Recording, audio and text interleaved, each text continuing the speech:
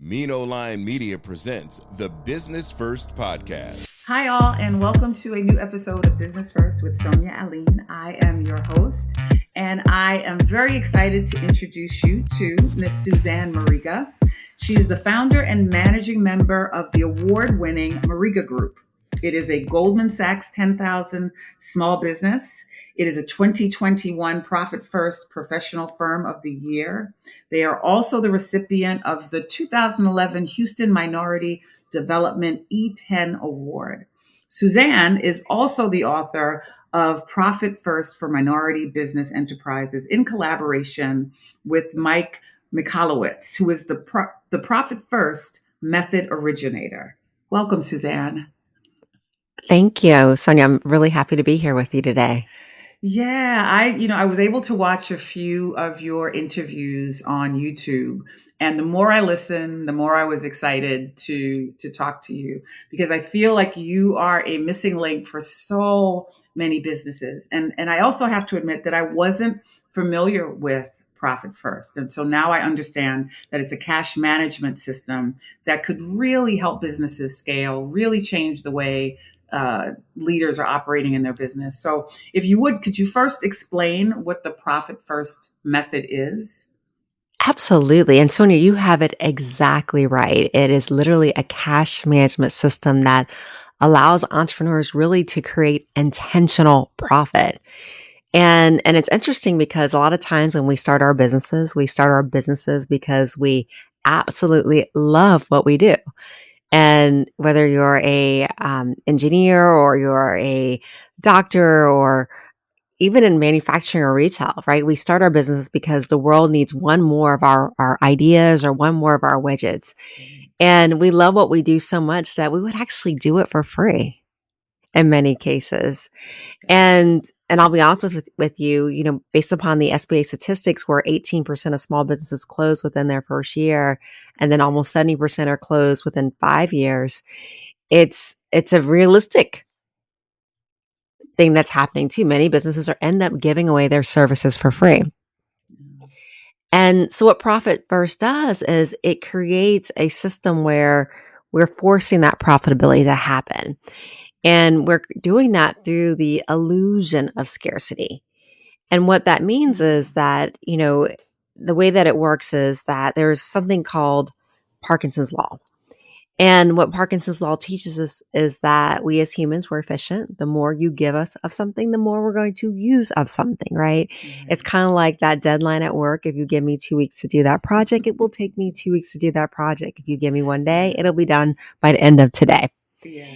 And that's the same way it works in entrepreneurship. When cash is flowing, when cash is king, my entrepreneurs are asking me questions like, Susanne, this is going to be my year. This is going to be the year that I need to expand, and that space next to me is coming available. Can I expand into that new office space and increase my rent? Or can I hire that new person or buy that new car because I think I might need a tax deduction? Now, when things are tighter, right? When things are more uncertain, the questions become different. They ask me, Susanne, what expenses can I cut right now in order to make it through this time period? And the reason why the questions are different is because the cash availability is different. And so what happens in Profit First, Sonia, is we're going to create that illusion of scarcity. And we're going to create that illusion of scarcity through the use of bank accounts. And it works very similar to a system that most of you have probably already heard of. You probably have heard of Dave Ramsey's envelope budgeting system. And the envelope budgeting system, as soon as you're paid, money is allocated into different envelopes according to their purpose. You might have an envelope for rent. You might have an envelope for your food, your groceries, and you might have an envelope for dining out, but you have an envelope for every purpose of your life. Now, for entrepreneurs out there, we don't want you guys keeping money in envelopes. That would be a security risk. But what we're going to do instead is we're going to have you allocate money into bank accounts. And you're going to have a bank account for just about every designated purpose of your business. So the first bank account that you're going to create is going to be a profit account because, again, this is Profit First. And we want you to create intentional profitability. That next bank account that you're going to create is going to be an owner's pay account. I can't tell you how many times I've met an entrepreneur and they are paid the same $100,000 that they were paid 10 years ago, right? Because that was the big audacious hairy goal, right? Was that six-figure salary. And once they hit it, they just felt accomplished and they just never increased their salary. Even though their sales went up, they just never increased their salary. They just bought more things. The next bank account that we're going to create is a tax account. And the reason why we're going to create that tax account is because we don't want any entrepreneur left behind. We don't want any entrepreneur in a state of panic wondering, how am I going to pay last year's taxes with this year's money, right? We don't want any installment agreements or negotiations with the IRS. And so what we're going to do is we're going to put away money as we go into this tax bank account. Now, hopefully you're not going to use it all. You're not going to use it all because you're going to be meeting with your CPA, hopefully at least quarterly, to talk about tax strategy. But you've got it there just in case. And then that last bank account that we're going to create is going to be your operating expense. So after you fund your profit, your owner's pay, and your tax, whatever's remaining can go towards operating expenses. And that's where you're going to make decisions such as, can I afford to upgrade into that new office space? Can I afford to bring on that new support staff? Can I afford to buy that Bugatti for the business, right? I'm going to make that decision based upon what's in my bank account. And what's going to happen is throughout the month, you're going to collect money into one bank account. I like to call this the income account. And twice a month, you're going to allocate to the different bank accounts. You're going to allocate to that profit account, that owner's pay, tax account, operating expense account based upon set percentages. So as your revenue increases, so should your owner's pay, so should your profit. And you're going to do that. And what's going to happen is you're going to create an intentional bottom line. That's all. This is brand new for. So you're saying that these are all the things that we don't want people to do, but I can tell you all of the stories where this is exactly what is going on in so many businesses. Yes. I mean, the statistics are real, unfortunately. And the great thing is about it is once you create intentional profitability, once you have systems that create that and a framework for creating that, you are going to be creating intentional profit. And it's a very easy system to implement. And it's just a matter of really getting started. And it sounds like it's an easy one. I wanted to touch on a couple of the things that are problematic for business owners. And one is the paying themselves, if they pay themselves at all. And the second one would be taxes. And why is it? Because business owners don't have the proper systems in place that they end up either paying themselves the same salary for 10 years or paying themselves last and kind of just paying themselves whatever's left over after they take care of all the operational expenses.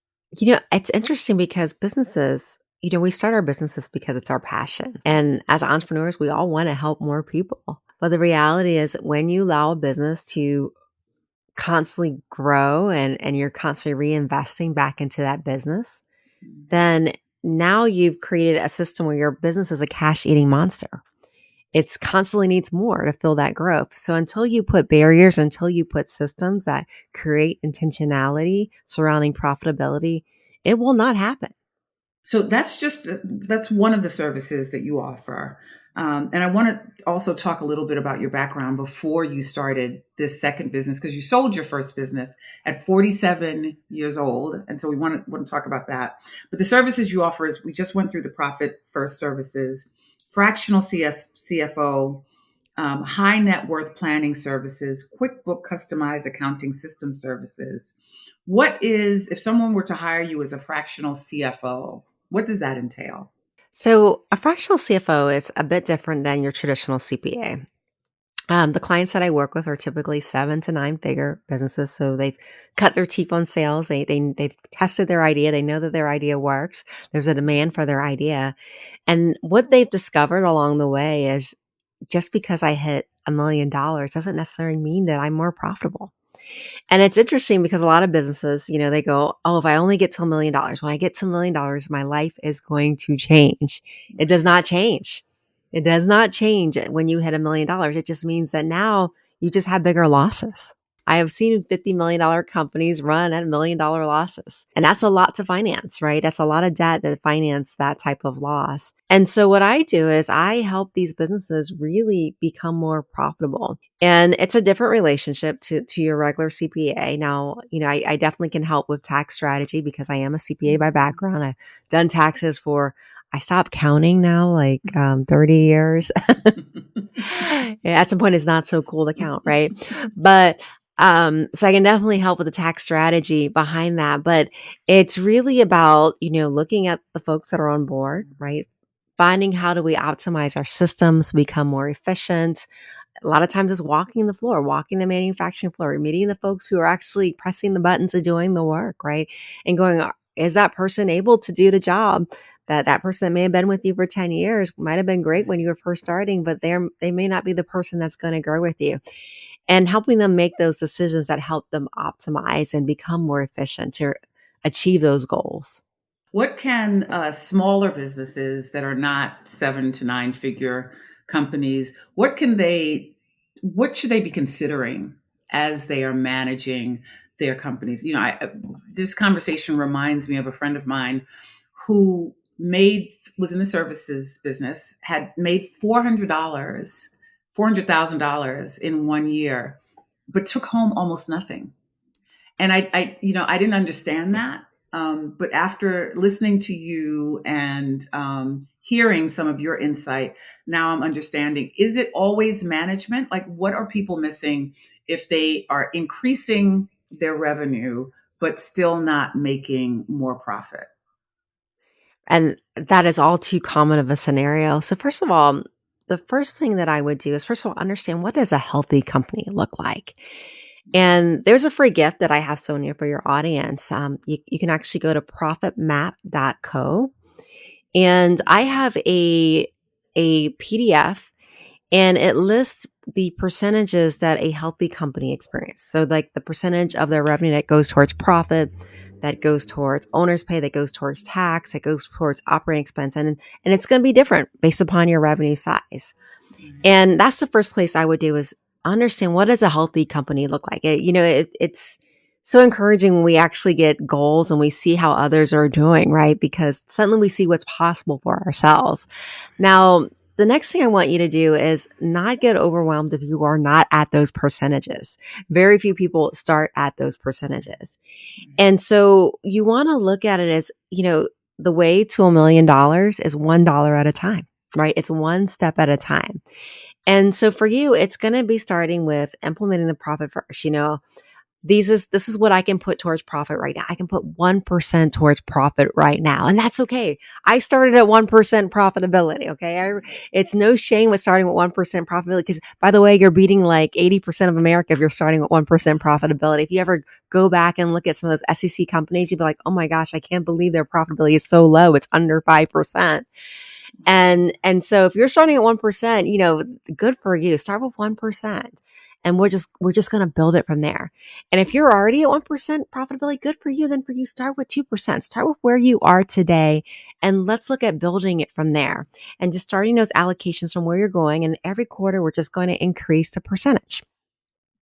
The next thing you're going to do is, I love the low hanging fruit, grab that bank statement. And if you've already got a CPA bookkeeper on your side, grab those financial statements, go into that QuickBooks and drill down on those accounts and go, what exactly is going through my advertising expense? What exactly going through my dues and subscriptions? Am I even using all these dues and subscriptions? I find myself at times having software seats, and I don't even have people there to use the software seat. I've just been paying for the software seat for 2 years because that person terminated. We disconnected their access, and we just have that license sitting there paying inflation, $50 a month, right? For that, go through those low hanging fruits and go, okay, what are things that I am just not using anymore? It reminds me of COVID. So, but Sonia, I remember going into my office, and, my kids would sell me these magazine subscriptions every year for their school fundraiser. And I would have them delivered to the office because, hey, help the kids, help the office, help the clients, right? And I remember walking in the office and opening the door, And all these lovely magazines were sitting on our coffee table and they were still wrapped in plastic. And nobody was reading them because nobody was going to the office. They were all meeting on Zoom. And here these magazines were coming in every month. We weren't even bothering to open them at that point. I guess we figured we'd just take it all to the recyclery. And we were sitting there wasting money on magazines that nobody was reading.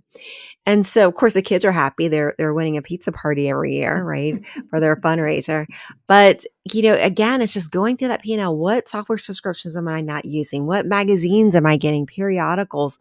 What memberships have I been paying for? I don't even go to the meetings anymore because I'd rather not drive that far. I don't see the value in that meeting of going there.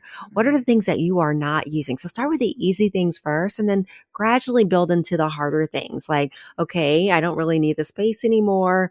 A lot of us are working remotely. Maybe I can start to prepare myself to go remote so that we don't have to renew this office lease next time. Right. So what was it that changed for you in terms of understanding how to operate a strong business? One of the stories I heard you talk about is I'm guessing it was in the early stages of your business that your husband had recommended that you go back to work, right? Because obviously you were working hard in a business that wasn't turning the profit that you had expected, but you were able to sell a business for over $1 million and now start a very different business or a similar business that's still driving profitability and growing. So what was it between, I think I may have to go back to work and being able to sell a profitable business very quickly as well? Yeah, absolutely. And first of all, I'll tell you this. When you're selling a business, the business that's going to sell at a premium is a business that you still want. And so you have to build your dream business. Nobody's going to buy a business that's losing money, right? They want a cash flow positive, growing, scaling business. So, and that's the business you're trying to create. So if you're trying to sell a business that's struggling right now, good luck finding a buyer, right? And so, I love that you brought up that story so many years ago. I started my business when I had my daughter. And, I used to be in charge of a Canadian operations for a company, and I would fly like every single week to Toronto. And I remember being about 7 months pregnant, and I remember being in these, you probably know these, I call them propeller jet planes, where they have like one seat on one side and two seats on the other. You hope that you get the one side so you don't have to sit next to a stranger and like rub elbows. And I remember sitting on this plane on this one-seater and 7 months pregnant, I couldn't get the armrest down because my belly was too wide. And I remember like the airplane stewardess like telling me, ma'am, you need to put down your armrest. And I said, okay, I'll get to it. And it hit me that my life was going to change in literally 2 months. I wasn't even supposed to be allowed on this plane. And here I am on this plane. And I was like, I can't do this. I can't be in Toronto every single week and having a daughter being raised by who knows, like a nanny. And so I said, I think I'm going to start a business. I think I'm going to start a business so I can raise my daughter and be able to show her that as women, we can do things. Even in spite, we can control our destinies, which was an important lesson for me, for my daughter.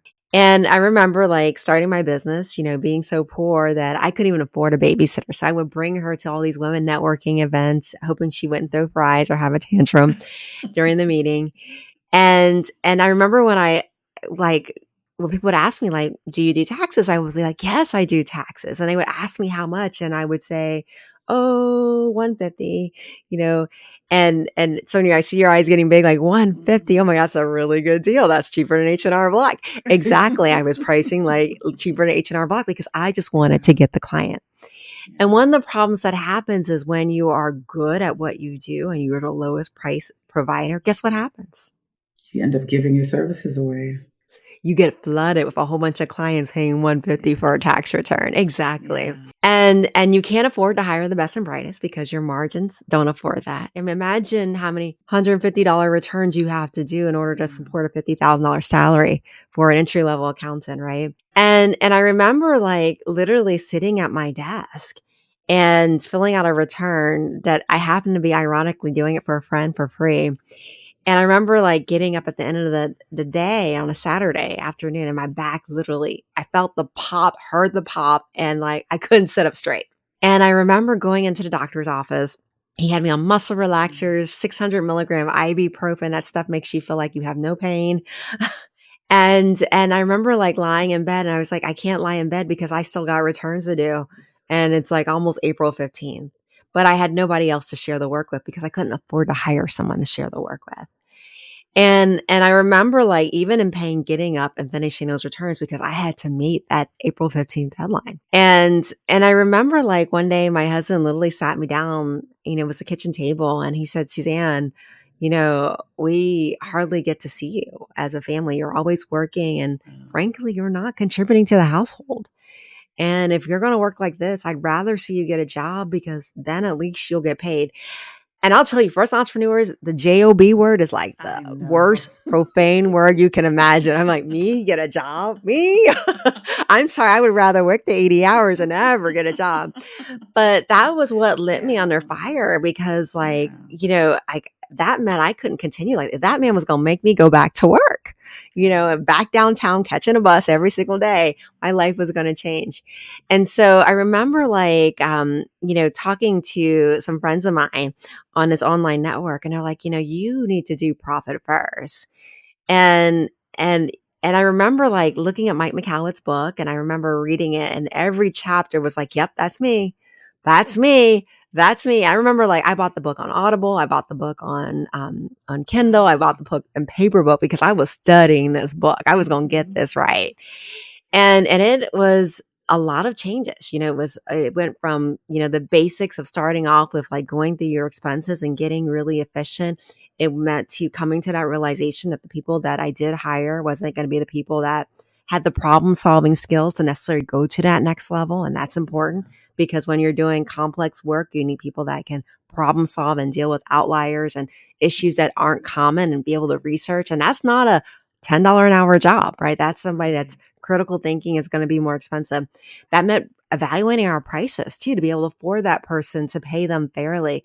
It also meant to getting into our detail of our accounting and changing how we did accounting. It meant job costing. Like what's the actual profit margins on a job? And if the profit margins aren't there, maybe we should not do this kind of work anymore. And it meant even closing out different sectors of our business. And that's what led to that success of being able to sell the business. And when I sold the business, I remember like I wasn't even planning on selling the business. I remember sitting at my desk and I had met this recruiter, or not recruiter, but business broker, like probably 5 years before I sold the business. And I remember he called me randomly one day in August and he's like, so have you thought about selling? And I was like, well, not really. But, he goes, you can just kind of see what it goes. I can give you a free quote. And something just clicked on me. I'm like, why not? I mean, why not just see what kind of offers you get? I mean, worst comes to shove, you get feedback, right? About areas that can improve. And I was 46 at the time. And I was like, I wasn't thinking about retiring, wasn't thinking about doing anything different. So I sent him my 18-month rolling profit and loss. Yes, it was ready. I'm a CPA. My financials are ready, but your financials need to be ready too, because you never know when you're going to get that call. And I told him, I said, I wish I could talk to you more, but I'm going on a cruise vacation, but here's my 18-month rolling profit and loss, my cash flow, everything. And I said, good luck. And I remember when I came back, like literally there was like, after 4 weeks of being gone, there were like 4 offers on the table. And I was like, I think this is God saying it's time to sell. It's time for you to sell and maybe explore something else. And we ended up getting an amazing offer. They were all amazing. And one that was more in line with our philosophy. And the firm transferred ownership at that point. Wow. And so what I didn't realize is that profit first was what made the difference for your company from going from 150, where you were doing all the work, where you couldn't afford anyone, to being able to sell your business. It was changing your cash management approach. Exactly. Cash is king. Cash is everything. And how you manage that cash, whether you are a $100,000 business or a $50 million business, how you manage that cash is critical. So did you collaborate with the author in writing your own book, the book that is Profit First for Minority Business Enterprises? I did. I did collaborate with Mike Michalowicz. Profit First for Minority Business Enterprises is under the Profit First family. It's one of the family members of the Profit First collection. And I wrote this book because, when I started off my career at, in Chicago at Arthur Andersen. And I went to Ohio State University for undergrad. And I remember when I interviewed for Andersen, I remember like flying up to Chicago. And I remember asking some of the people that were taking you out for dinner, because they wine and dine you when you're going to work for those big, fancy Big Four firms, fancy dinners and fancy places that you get to see. And I said, where should I live?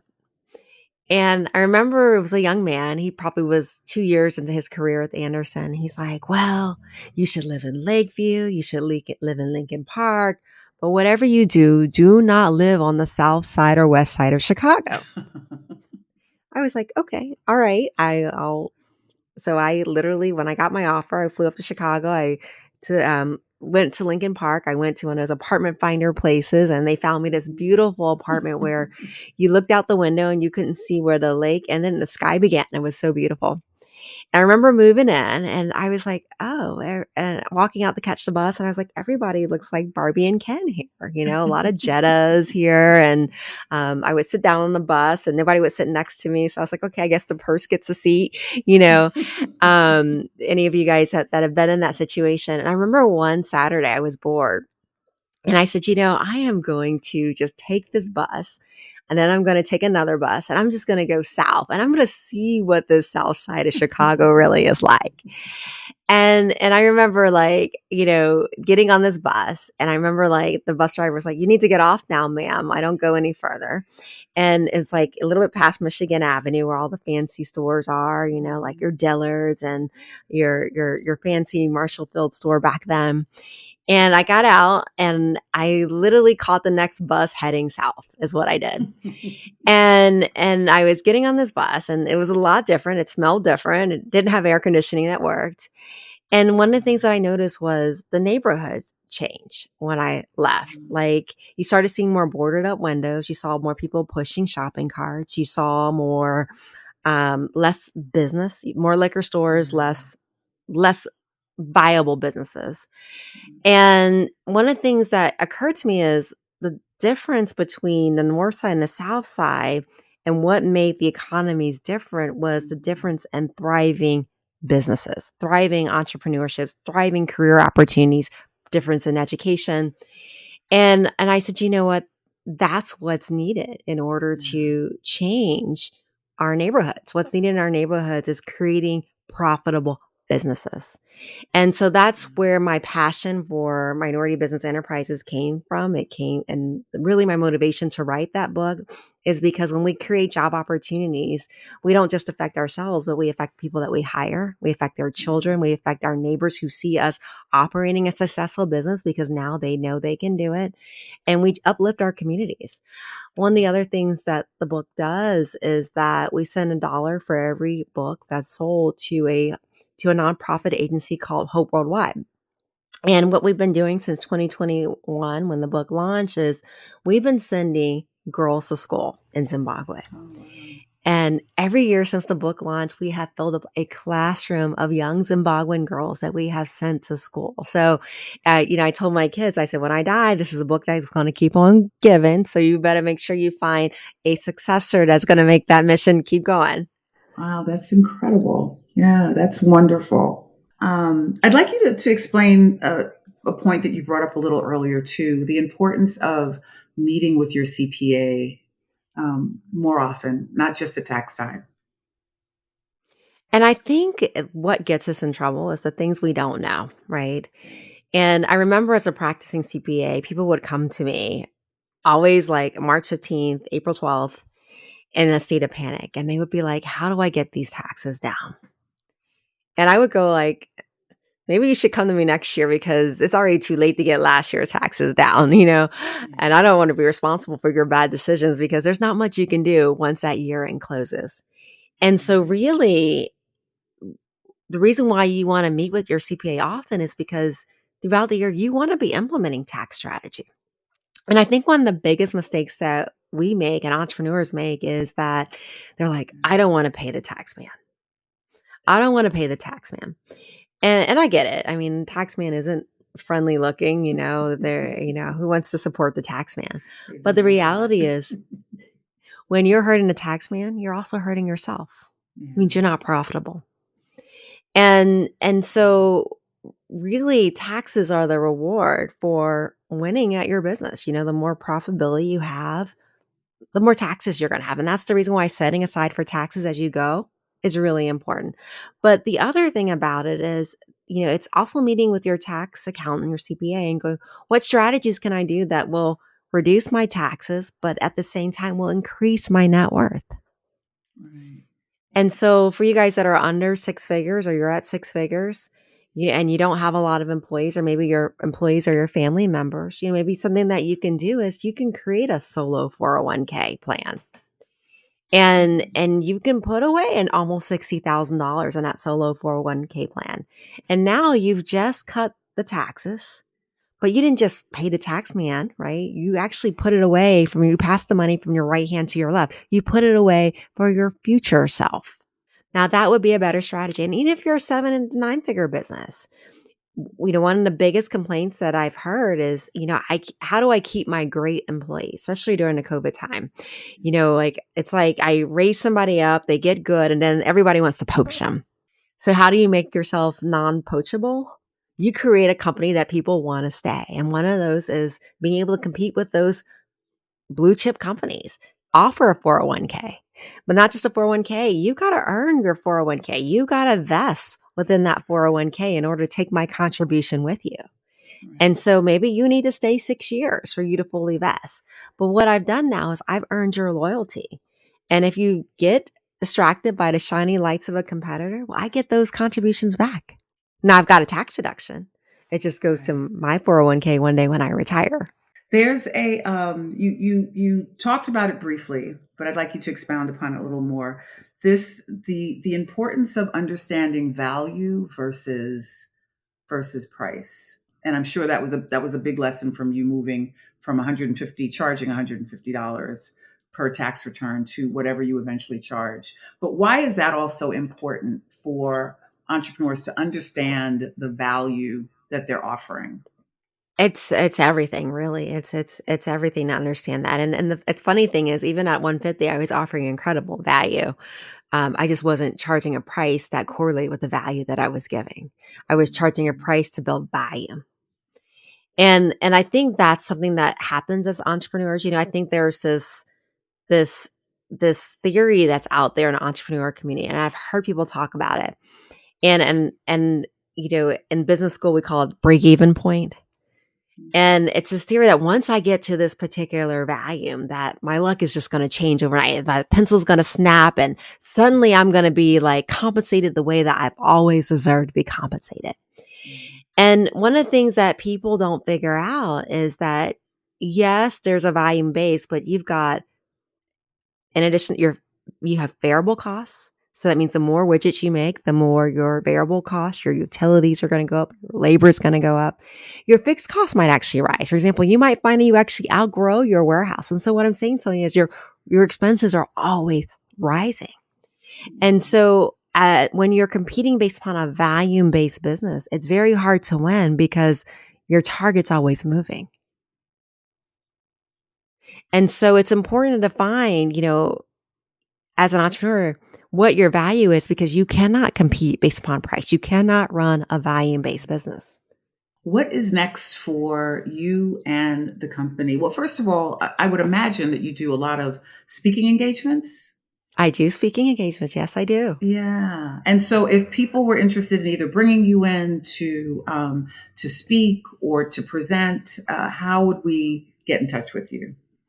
So the best way to reach me would be to go to our site, SuzanneMariga.com, and just leave a note there. And that's the best way to reach me. Okay. And what's next for you and your company? What are your goals going forward? So I think the goal is to help more entrepreneurs to flip communities. Is always going to be one of my goals. The more we help, the more I feel like I've achieved my mission in life, and of course, send more girls to school. And if there was a way for people, is it through buying the book that that we're able to help the organization that sends these girls to school? Absolutely, absolutely. Okay. So a dollar Okay. from every book goes to send girls to school. And so we can purchase the book, I'm sure. Is it on your site or on Amazon You or? can find it at Amazon, Barnes and Nobles, any place that books are sold. Susanne, thank you so much for being here and sharing such great insight. We look forward to any additional books coming up. It sounds like you may have a couple more books in you. You're amazing, Sonia. I don't at this particular time, but if you follow me on LinkedIn, you'll be the first to know. Okay, very good. So I will. Thank you again so much for being here and sharing your insight. We'd love to have you back. If there's anything else that you'd like to share, if there are any new projects that you'd like to talk to us about, we are here to support you. Thank you. Thank you, Sonia, for having me as a guest. And thank you all for being here. We'll be back again next week with another great guest. Take care. The Business First podcast is hosted and produced by Sonia Alleyne. Executive producer Ken Johnson. Find the Business First podcast on Apple Podcast, Stitcher, Spotify, Odyssey, iHeartRadio, Amazon Music, TuneIn, or wherever you get your podcast. On social media on IG at business_first_podcast. Follow the Mean Old Line Media Podcast Network on IG at Mean Old Line Media. Get the Mean Old Line Media app in the App Store or Google Play. The Business First Podcast is a Mean Old Line Media production.